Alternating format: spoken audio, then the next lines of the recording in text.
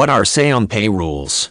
In the corporate world, say-on-pay rules are rules which allow shareholders an opportunity to vote on compensation packages offered to company executives.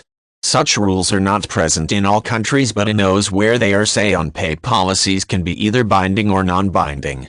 Non-binding rules are generally deemed weaker by critics of corporate governance for obvious reasons. The idea behind say-on-pay is that it acts as a check on corporate executives. Executives are by nature of their jobs allowed to make determinations about their own compensation, while they also have a fiduciary duty to the parent corporation to conduct the company's financial affairs in a way which will generate profit for the shareholders. The temptation to take some extra compensation can be enticing nonetheless, especially if an executive believes that it will not hurt the company. If a corporation must abide by say-on-pay rules, shareholders must be allowed to vote on proposed compensation packages. These include salaries, bonuses, and benefits such as health plans, company cars, housing, and other perks.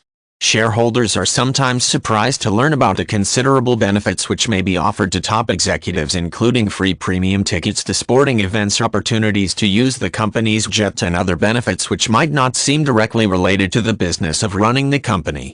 Shareholders can determine that compensation is not reasonable and vote it down. If the resolution is binding, the company must abide by the vote and adjust the terms of the contract to satisfy the concerns of shareholders. One of the goals behind say-on-pay is that executives will be nervous about particularly audacious compensation packages and too embarrassed to submit them to a vote, which means that they will propose more modest and appropriate packages in order to achieve a vote of approval. In the United States, say-on-pay was one of the terms put forward for companies which participated in the Troubled Assets Relief Program, which was developed in response to the 2008 financial crisis. By law, companies which participated in this program had to provide their shareholders with an opportunity to vote on whether or not to adopt say-on-pay rules.